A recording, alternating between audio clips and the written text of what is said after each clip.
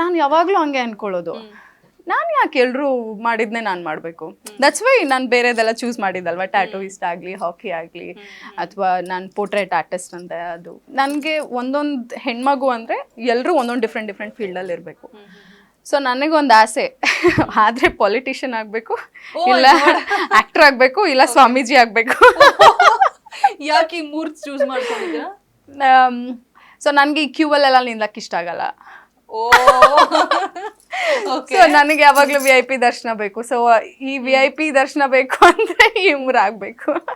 So ಚಿಕ್ಕ ವಯಸ್ಸಿದ್ದಾಗಿಂದ ನನಗೆ ಅದು ಇವಾಗ ಅಷ್ಟಲ್ಲ, ಚಿಕ್ಕ ವಯಸ್ಸಿದ್ದಾಗಿಂದನೂ ನನಗೆ ಅಷ್ಟೇ, ನಾನು ಕ್ಯೂವಲ್ಲಿ ನಿಲ್ಲೋದೇ ಇಲ್ಲ.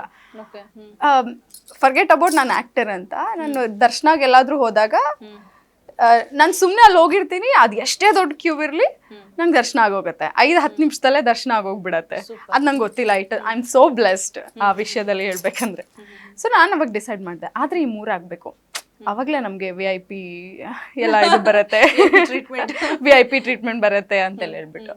ಸೊ ಐ ಡಿಸೈಡೆಡ್, ನಾನು ಯಾಕೆ ಎಲ್ಲರೂ ಮಾಡೋದನ್ನ ನಾನು ಮಾಡಿ, ನಾನು ಡಿಫ್ರೆಂಟಾಗಿ ಮಾಡ್ತೀನಿ. ಸೊ ಅವಾಗಲೇ ಬರೋದು. ಆ್ಯಂಡ್ ಆಲ್ಸೋ ಇನ್ನೊಂದು ಆಸೆ ಇತ್ತು, ದಟ್ ಇಡೀ ಬಳ್ಳಾರಿಲಿ ನಾನು ಆಚೆ ಹೋದಾಗ ನೀವು ದುರ್ಗಣ್ಣ ಅವ್ರ ಮಗಳಲ್ವಾ ಅಂತ ಕೇಳೋರು. ಇವಾಗ ನಮ್ಮಪ್ಪ ಆಚೆ ಹೋದ್ರೆ ನೀವು ಪೂಜಾ ಅವ್ರ ಡ್ಯಾಡಿ ಅಲ್ಲ ಅಂತ ಕೇಳ್ತಾರೆ. So that is what I wanted to create. And ನನಗೆ ಅದು ಗೊತ್ತಿಲ್ಲ, ನನಗೆ ಮುಂಚೆಯಿಂದ ಸ್ಕೂಲ್ ಡೇಸ್ ಇದ್ದಾಗಿಂದನೂ ನನಗೆ ಎಲ್ಲರೂ ಹೇಳೋರು.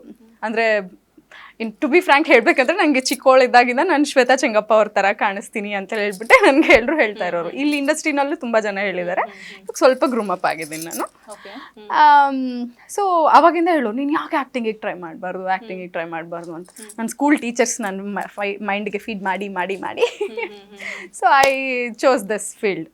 ಅಂದ್ರೆ ನಿಮಗೆ ಬರೋಕಿನ ಮುಂಚೆ ಬೇರೆಯವ್ರು ಹೇಳಿದ್ದನ್ನ ಕೇಳಿ ನಾನು ಯಾವಾಗಲೂ ಡಾನ್ಸ್ ಕಾಂಪಿಟೇಷನ್ಸ್ ಇರಲಿ ಅಥವಾ ಸ್ಕೂಲ್ ಡೇ ಫಂಕ್ಷನ್ಸ್ ಅದು ಇದು ಏನೇ ಆಗಲಿ, I was always school people leader, SPL ASPL ಅಂತ ಮಾಡೋರು, ಇಡೀ ಸ್ಕೂಲ್ಗೆ ಲೀಡರ್ ಆ ಥರ. ಸೊ ನಾನು ಯಾವಾಗಲೂ ಅದಾಗಿರ್ತಾ ಇದೆ, ಇದರ SPL ASPL. ಸೊ ನನಗೆ ಅದು ಲೀಡರ್ಶಿಪ್ ಕ್ವಾಲಿಟಿ ಇದೆ ಅಂತ ಯಾವಾಗ್ಲೂ ಅಷ್ಟೇ. 10th ನಾನು ಇದೇ ಥರನೇ ಇದು. ಆ್ಯಂಡ್ 10th ಈವನ್ ಕಾಲೇಜಿಗೆ ಬಂದ ಮೇಲೂ ನನ್ನ ಟೀಚರ್ಸ್ ನನ್ನನ್ನು ಮಿಡ್ಲಲ್ಲೇ ನಿಲ್ಲಿಸೋರು. ಓಕೆ.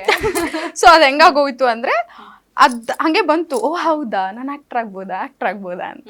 ಸೊ ನನಗೆ ಅದು ನನ್ನ ಮನಸ್ಸಲ್ಲಿ ಬಂದಿದ್ದು ಅಷ್ಟೇ.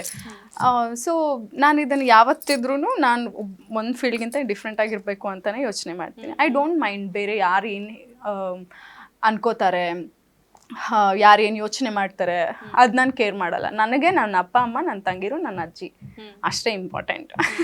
ಸೊ ಅವ್ರಿಗೆ ನಾನು ಆನ್ಸರಬಲ್ ಆಗಿದ್ದೀನಿ.